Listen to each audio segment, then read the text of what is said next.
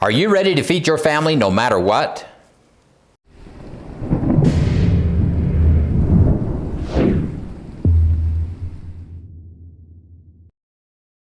Hey Provident Preppers, I'm Ben. I'm Kylene. And I'm Jonathan. Today we're talking about being able to feed our families regardless of what's going on in the world. There's a lot of crazy stuff happening, and yet if we plan well, we can sit down to a nice meal. We're having these smothered enchiladas, green beans, some peppers. And okay, the beans and the peppers both were just harvested out of our little indoor kitchen window garden. And then we have peaches that we put up, freeze-dried apples. But the smothered burritos, they're from beans and rice, which are in our long-term food storage. So today, I'm gonna show you my philosophy on food storage and how to make sure that I can feed my family no matter what challenges come our way. Hey, Provident Preppers. Today, we are going to talk about food storage basics, what you need to know so that no matter what happens, you can still feed your family. So sit back. I need you to get out a pen and a paper and take a few notes because there's a lot to know, but we can work through this and you can absolutely do this.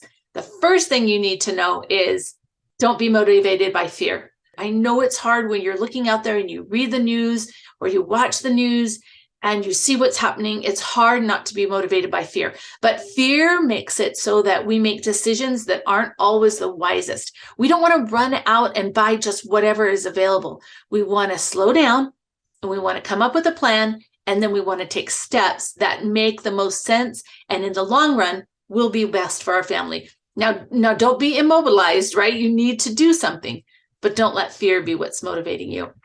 You got this. What we're going to do is we're going to design a reasonable plan. Then you're going to follow your plan. You're going to accept change and adapt because change just happens. And you've got to be able to just say, okay, this was my plan, but now we're going to go over here. We're going to do something a little bit differently. And most of all, we just need to be grateful for what we have. I think that there is something very empowering and healing, even if it's not what you really wanted. Be grateful for what you have. So today, we're going to start by understanding food storage, all of the basic details. So first of all, why do we eat in the first place? Well, we need calories, right, to give us energy. Then we need nutrition that provides the essential vitamins and minerals that we need for our bodies to keep us healthy and strong. But then there's comfort too. Now think about food. It makes memories, right? How many of your memories are associated with the taste of a food or the smell of a food? Family traditions, right? All kinds of wonderful things revolve around food. So we want to make sure that we take that into account as we are planning. And then pleasure, it just tastes so good. That's my chocolate. It just tastes so good.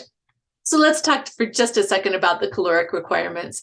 The USDA average recommendations are between 2,000 and 2,500 calories daily. Now that varies tremendously depending on male or female, your size, your everything, your activity level. But for this, we're just going to say 2,000 to 2,500, which is 15 to 26 servings a day. Now, the reason why I think that is important is because you'll have some commercial food storage plans that'll say, hey, 3 servings a day for a month. Well, that's not 3 meals a day. So there's some false security that happens with some of that advertising. So make sure that you understand the amount of servings that you need. Now, there is something called the Minnesota Starvation Experiment. And if there's a link at the bottom of this video, they graciously allowed us to use these pictures. So thank you very much. But you can learn more about the study at that link below. But this was in World War II. And thousands of people were dying daily from starvation. And so what they did is in 1945, they took 36 healthy men who volunteered as test subjects. They started by giving them a control diet where they ate 3,200 calories a day. And then they moved them to a starvation phase where they only had 1,570 calories a day. They were required to walk 22 miles a week because they wanted to mimic what these poor people were starving, what their lifestyle would have been like, and they would have been walking a lot. Now, this is really important to remember here. The diet was carbohydrate rich and protein poor. So they had meager amounts of potatoes, rutabagas, turnips, whole wheat bread, and macaroni. So there's not much protein in there, and there's not much fat. And if you want to be healthy and make sure that your body has what it needs, you need to have both protein and fat, as well as calories. But now another thing that was reported in this study, which I thought was really interesting, is that all food was reported to be delicious with no evidence of diet fatigue. Now you hear people say a lot, well, people die because they have lots of wheat and they just get sick of eating it. So they just choose to die. And okay, we might get sick of eating it, but when you are really starving, that's very different from when you're just spoiled like me and would rather have something different, like chocolate. Now, this is really interesting. You notice these guys, they're just turned into skeletons while they were very healthy just a few weeks earlier. So the research study findings were that there was increased depression and hysteria, severe emotional distress, preoccupation with food, social withdrawal, decline in concentration, comprehension, and judgment. Can you see how these poor guys, they're so hungry, their body needs nutrients so badly that they just can't make good decisions anymore. There was a reduction in their body temperature, so they were always cold. Respiration rate, their breathing slowed down, and their heart rate slowed down. There was a lot of edema or swelling in their extremities. We don't want this to happen to us. That's really good motivation for us to take some time and make sure that we're looking at what we need to feed our families and what we need to store so that they'll be well taken care of. So let's talk about macronutrients. So to start with, there are three main macronutrients. There's carbohydrates, there's proteins, and there's fat. Now, these guys in the study, they had not a lot of carbohydrates, but their diet was mostly carbohydrates. They were lacking in both the protein and the fat, and both of those are very, very important. So as we plan our food storage, we're going to make sure that we put protein and fat in there. Now, your nutrition basics. This is kind of really important. We always know that the color of the rainbow, the more rainbow it is, that are natural rainbow colors, not artificial, the better off we're going to be. So there are water-soluble vitamins. Now, those vitamins, the body can only absorb them in small amounts. So deficiency symptoms appear very quickly, within a few weeks or several months. Now, fat-soluble vitamins dissolve in fat, and they're stored in the body fat, the liver, and other parts of the body. So deficiencies in like D, E, K, and A, they take longer to develop due to the storage in fat. Now, minerals, you need a wide variety of minerals, right? The body contains 40 minerals, but only 15 are an essential part of our diet. So what do we need to store? Well, let's talk about this first. Basic dry goods for storage. Now, the reason we talk about dry goods is because they have the longest shelf life. If we're fresh garden produce that we bring in from our garden can last for a few days to a few months, depending on how it's stored and what it is. But the basic dry goods, some of them can store 25 and 30 years. Not that we want to put them on the storage shelf that long, but what we want is something that we can stash away that can get us through a crisis.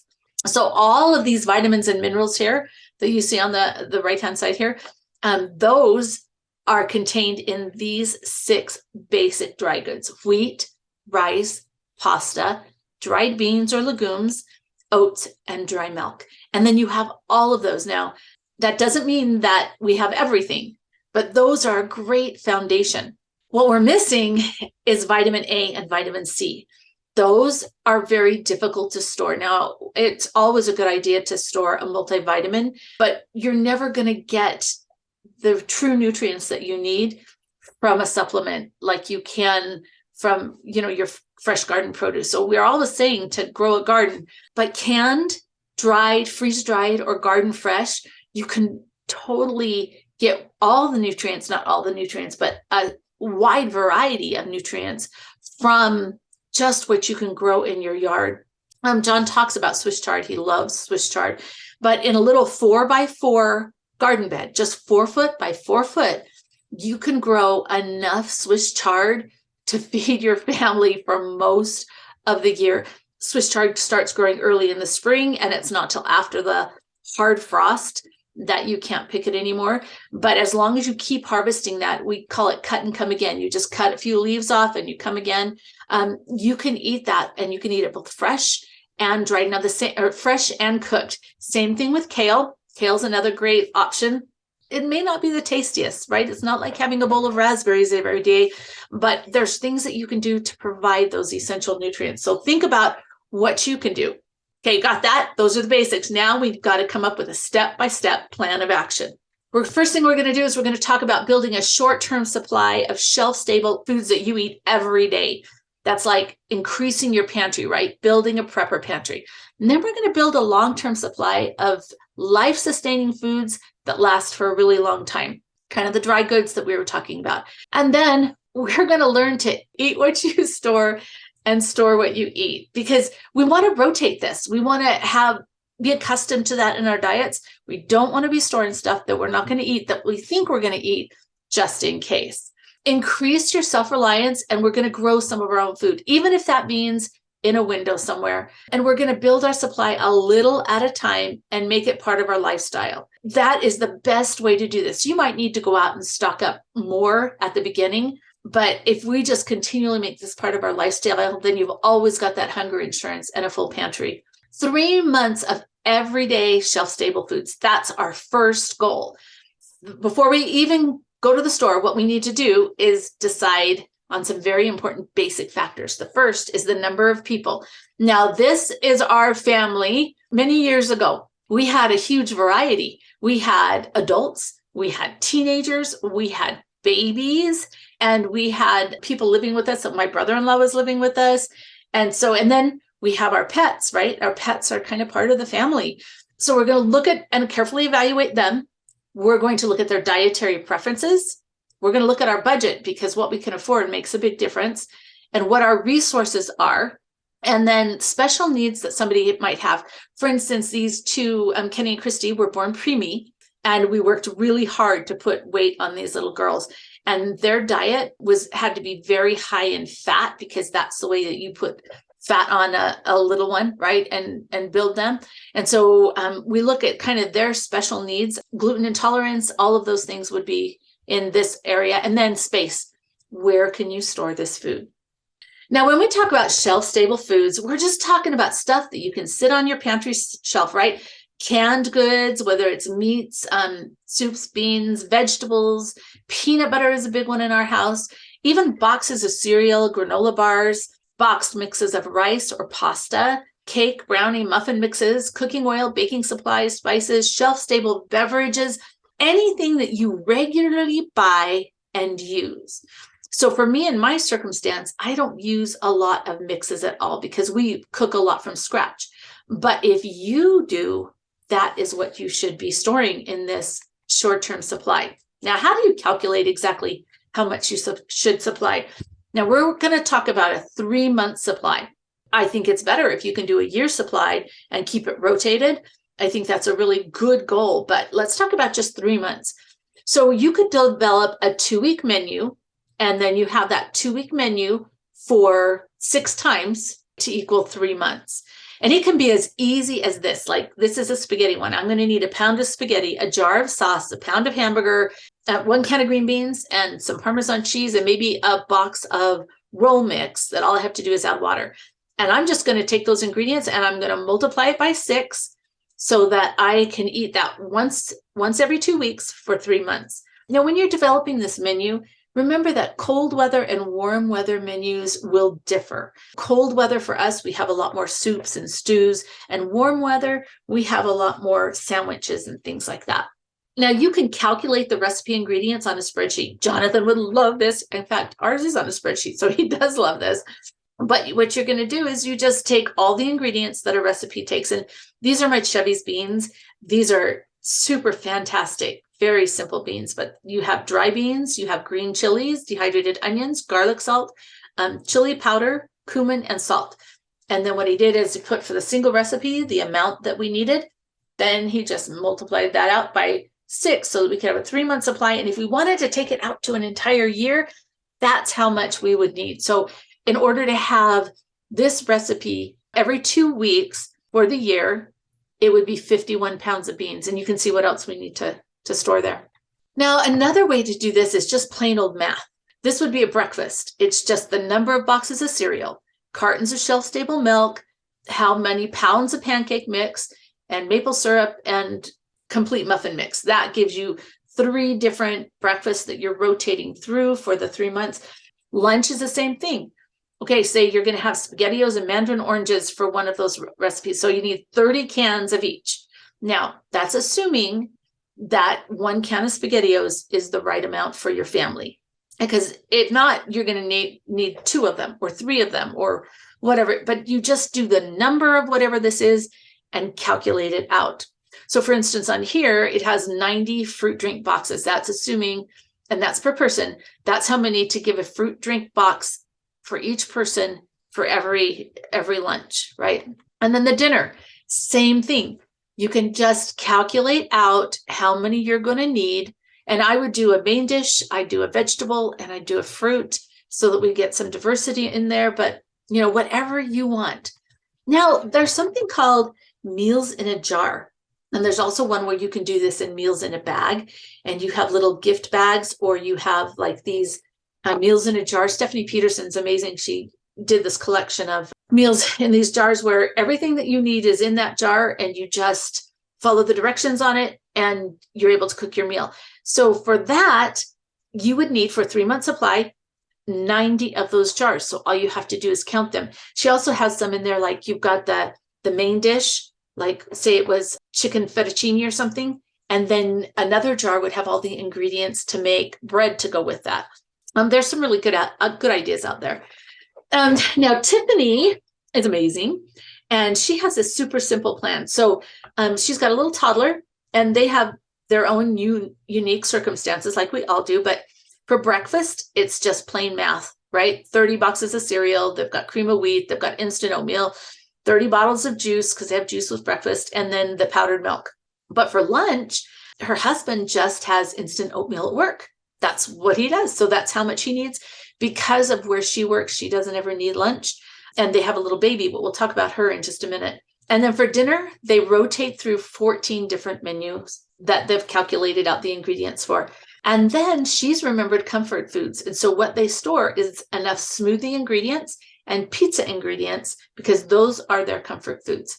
Now they have a little toddler who's adorable, and she needs a 90-day supply. So for her 90-day supply, she gets 6 boxes of multigrain Cheerios, 6 boxes of assorted crackers, 90 cans of fruits, 90 cans of assorted vegetables, 90 boxes of shelf-stable milk, 90 juice boxes, and baby vitamins. Now she is also eating off of their plates, right? And eating some of what they eat. But this is just specific to things that she needs that are specific for her. Now, this is another good idea. We're almost done with this, but I think these ideas are really good for you to be able to just kind of think about how you can apply this. There's Betty, and Betty has a box a week plan. And what she has is 12 boxes. And in each one of these boxes, they are filled with all the ingredients that she needs to be able to cook for her family. And it includes snacks, it includes some of the basics. And then she has listed on the outside of the box exactly what goes in this box. So what she does is she takes this box out, she puts it on her pantry shelf, she knows what they're going to eat for that week, and then she has the grocery list for week 1, and that's what she buys at the store, and she replaces all those items, then puts this back on the shelf, and then the next week she does week 2, and it works really well for her. And now Grandpa Ray had a super fantastic idea. So he loves chunky soup over rice. So he cooks rice in a rice pot and just dumps the can of chunky soup over the top, and that's what he likes to eat. And so his plan is to be able to do that once a day. Now, I want you to kind of put on your thinking mind and help me evaluate this. So 1 cup of dry rice, which would equal about 2 cups of cooked rice, is 675 calories.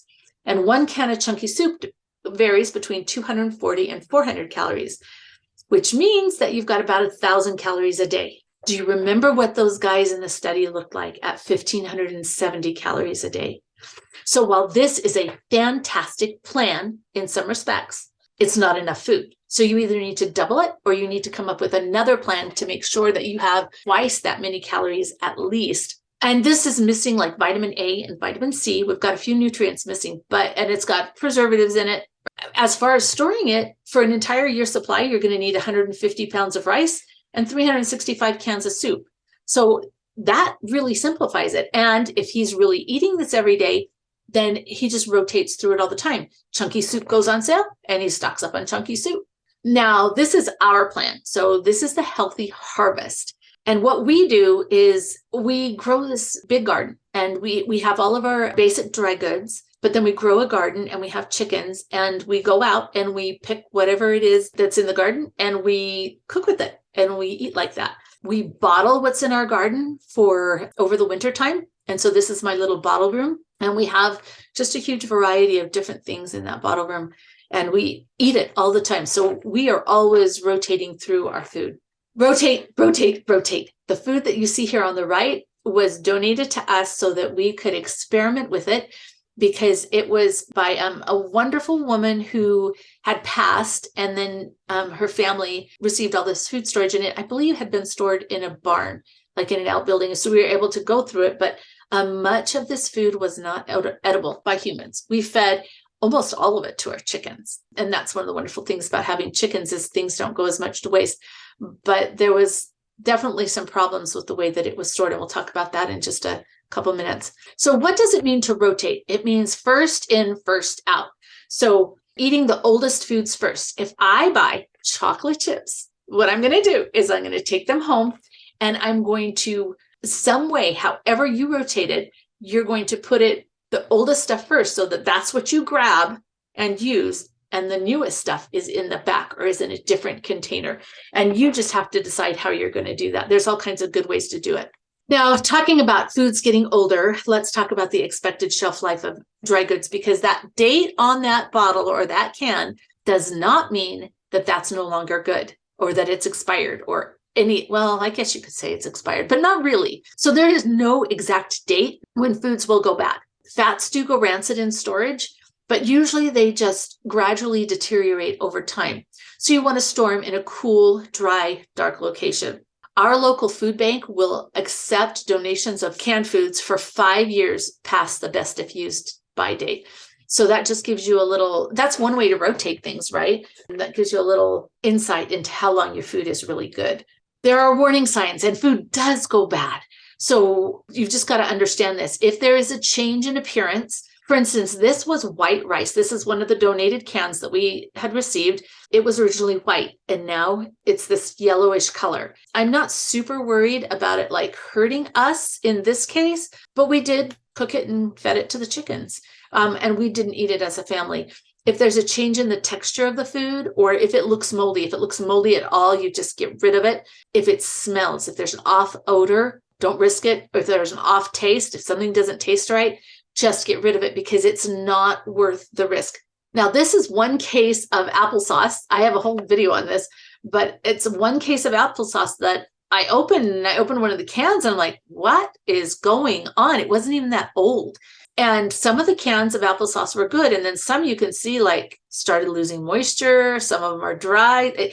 I don't know for sure, because I had other cases that were the same age and they were okay. I think what happened is it was from a case lot sale, and maybe these cans had frozen when it was outside in the parking lot. I don't know for sure, but something happened to these cans. If anything looks like that, don't eat it. Even these ones that look like they might be okay, I wouldn't eat them, because I know what happened with the rest of these cans.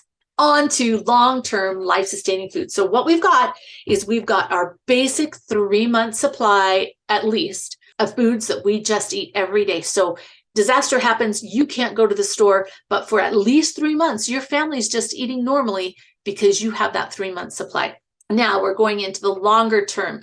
These are foods that are meant to sustain life. They have calories. A lot of them are high in carbohydrates, which are important for calories, but we still need our proteins and our fats. So let's talk a little bit about this. Basic long-term survival foods can look something like this.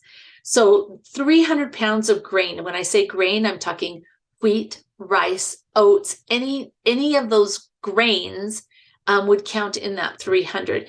Now, if you are sensitive to wheat, I wouldn't store wheat. I would store like the white rice, or if there's any grains that you can eat, I would get gluten-free rolled oats, because I think rolled oats are great in your storage. So there are absolutely things that you can store in the grains, even if you have a problem with gluten. Beans and legumes, Those are things like dry beans. There's all kinds of colors. There's peas, right? Split peas. There's lentils. Now, sugar, 40 pounds of sugar. That seems like a lot of sugar. The next one we're going to talk about has even more.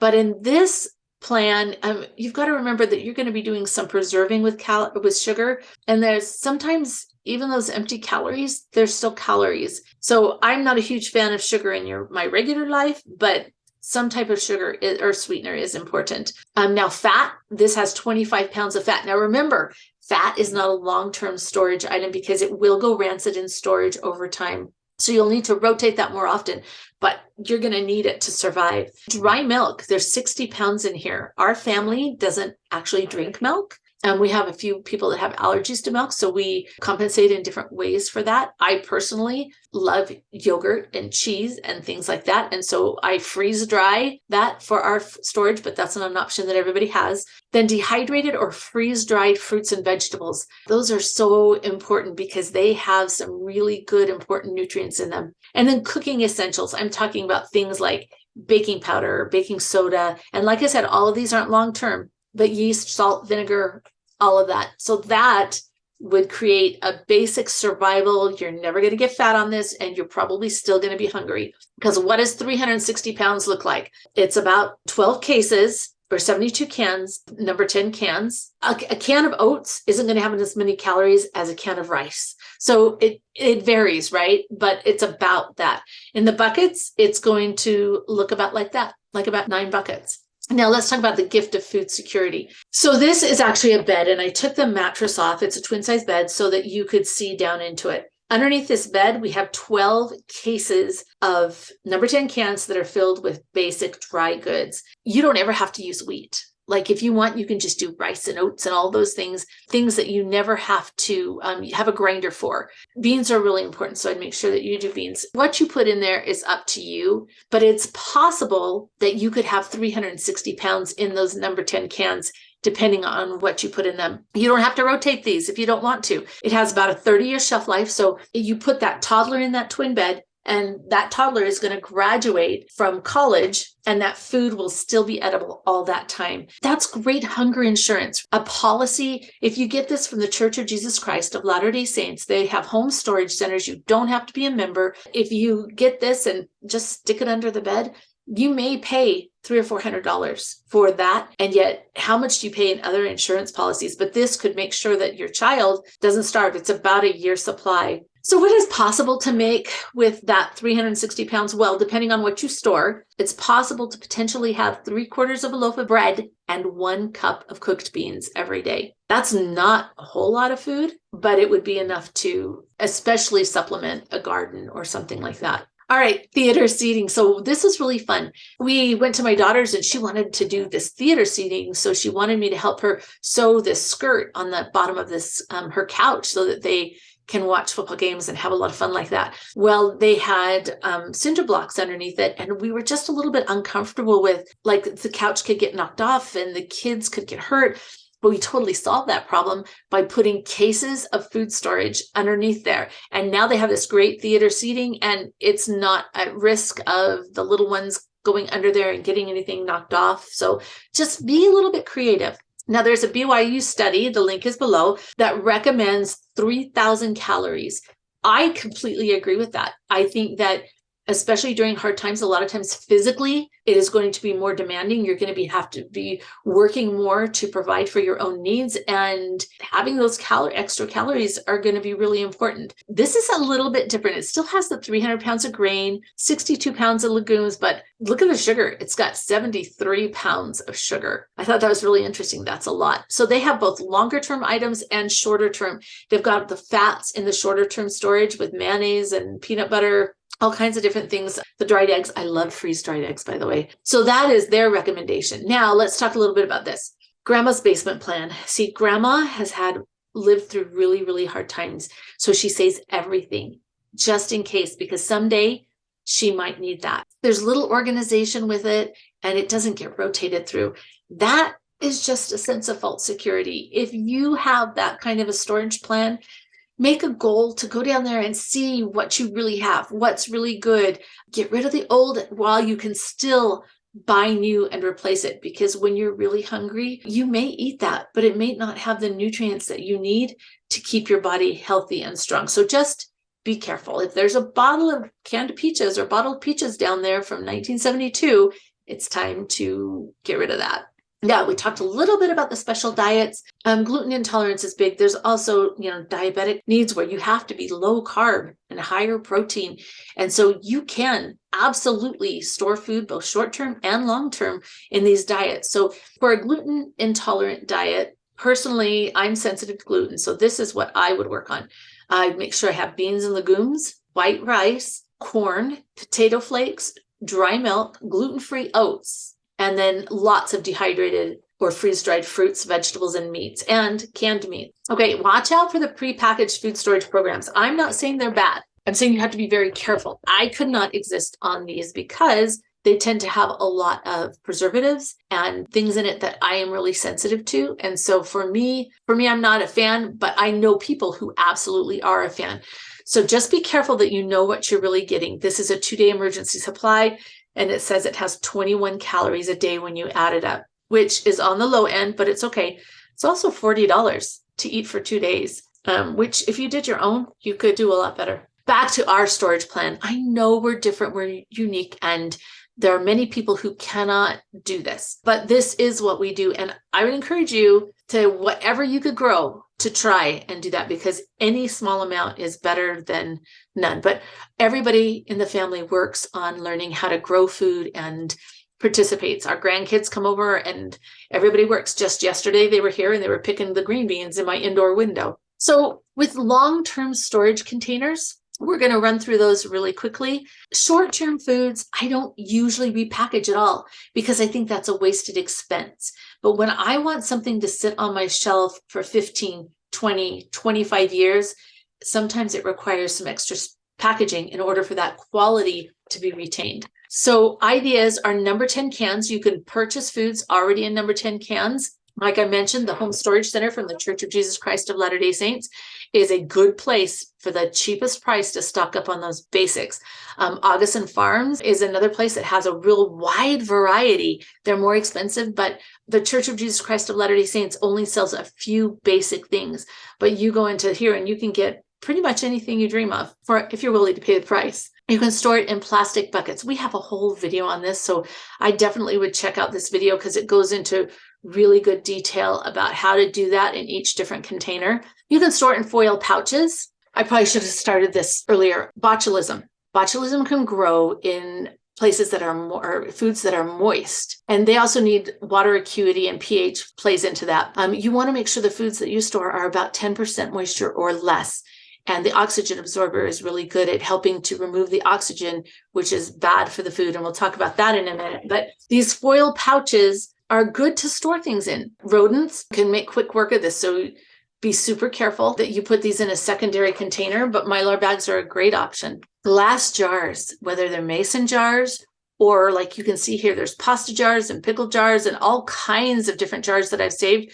You can store dried goods in those with an oxygen absorber, and they will last for a very, very long time. If your jars are repurposed, then you've saved a lot of money. And then once you use it, you can use that same jar over and over again. Also, plastic peat bottles. We've got an entire video on this. I actually love to store in these because the containers are free. And I don't drink pop or soda usually in our home. And so we get them from neighbors, or if I know somebody who's doing a party or a shower or a wedding reception or whatever, I'll ask them for their bottles. Then it's free. Other than the oxygen absorber, it's free. But check out the video that we made on that one. All right, let's talk about the enemies to your food storage because they are real. And I think the number one enemy to my food storage are teenagers. The number one enemy to chocolate is probably me. So air, it's the oxygen in the air that is dangerous for the food storage. Not dangerous, but it will degrade your food storage. So we want to make sure that we remove the oxygen as much as possible. And little oxygen absorbers are great at that. We've got a whole video on how to use oxygen absorbers. Chemical contamination. So especially foods that are packaged in plastic, if you store them next to chemicals, strong smelling chemicals, it can actually cause some problems and ruin your food supply. So be careful of that. Insects. Yeah, these little critters will grow in your food storage. You may get a bag of rice from the store and you don't realize that in that process, there's little tiny insect eggs in there that will grow into adults and ruin your food that you have stored. So what we do is we like to put an oxygen absorber in there, which absorbs all the oxygen, reduces it to, I think, 0.01%, and life cannot exist in there. So the eggs can't hatch and develop into adults, the adults die, and your food is protected. Light can degrade both the packaging and the food. So we want to make sure that we're always storing our food in a dark place. If the only place you have to store your food in is a lighted room, then put it in a cardboard box or put a blanket or something over the top of it so that it is shielded from that light. Moisture. Now these are buckets that are up on this little homemade pallet. We do not store our buckets on top of the concrete at all for a few reasons. It can wick up from the concrete, but there's lots of good air circulation in this so that everything just is better. Moisture can ruin the packaging, moisture can ruin the food and cause mold and all kinds of issues. So we want everything to be dry. Rodents, these little guys, they are so harmful, and you might not realize you have rodents until it's too late. We have cats. We have 4 of them that work around the outside of our house. They're not inside cats, but they do a really good job of keeping the mice under control. You really want to keep out of your food storage. So do what you need to do to make sure that your food storage is protected. Remember we talked about Mylar? Well, this is what happened to somebody's Mylar bag. You can see that some newspaper in there that the mice actually were going in there, eating the food and shredding and making little nests in there and stuff. Mylar won't stop them at all. So be careful. Temperature. The cooler you store your food, the longer it's going to last. So for every 10-degree drop in temperature, it doubles the shelf life of seeds. And when we're talking about dry goods, we can apply that same principle. So optimal storage temperature for shelf-stable foods is between 40 and 60 degrees. I recognize not everybody can obtain that, and it might be a little bit higher, but recognize that you'll need to rotate it more often if you have to store it at a higher temperature. Freezing doesn't damage grains at all. You can freeze grains over and over and over again and be okay. The hot garage is definitely going to hurt grains, but never allow canned foods or glass jars to freeze. And the problem is with the seal. Remember those applesauce cans? I think the seal was compromised, and you might not be able to see that the seal is compromised. So keep your canned goods from freezing. Now, time. Time is a big enemy.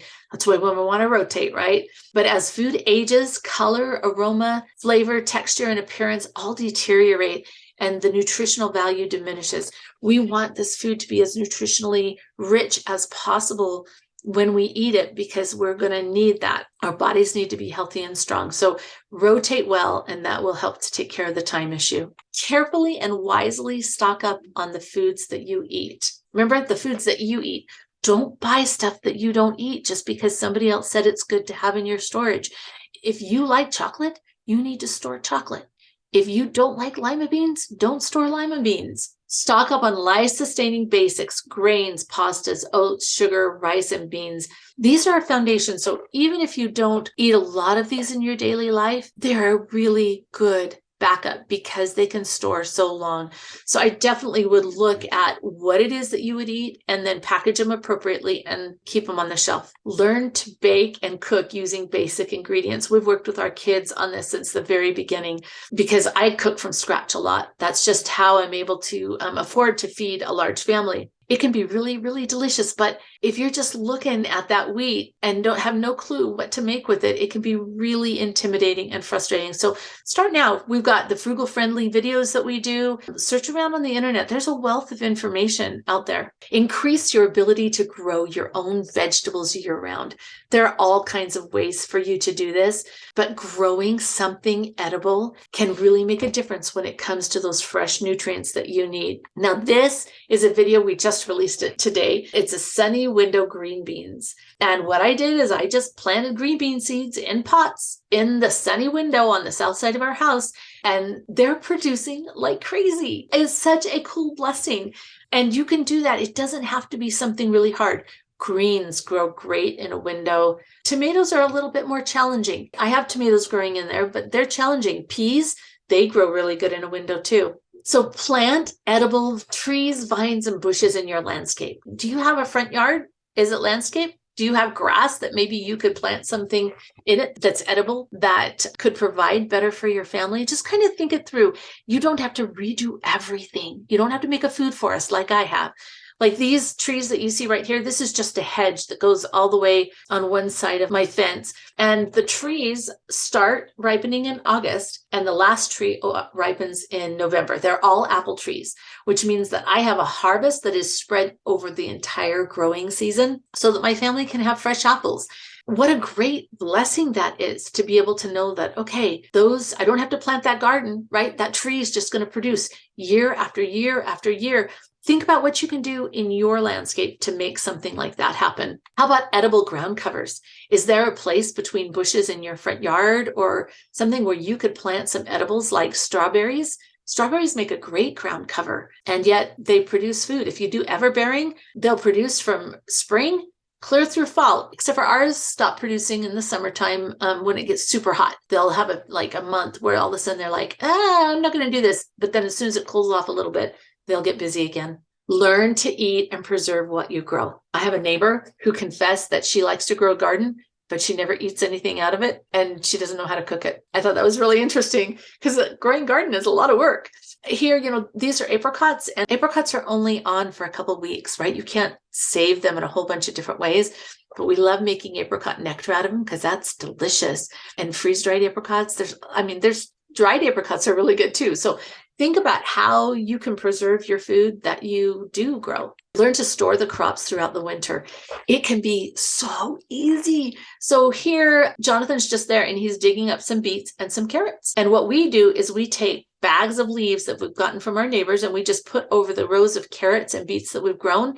And then all throughout the winter, we're just able to flip that bag over and dig up those carrots and beets and enjoy them. And it's really good because it's good, healthy food that's fresh. And especially in the middle of winter, that's really nice. All right. I know everybody can't raise chickens, but if you can, chickens are awesome because the eggs provide both fat and protein. And remember those guys that were suffering so much because it was just all carbohydrates and not very much of them? The chickens can forage a lot for themselves if they're in an environment where they can do that. So we've got a whole video on a food forest, a chicken food forest, where the chickens mostly can get their own food just from what's going on. We call it our chicken orchard, but you might want to check out that video. But if you can, eggs are a great option.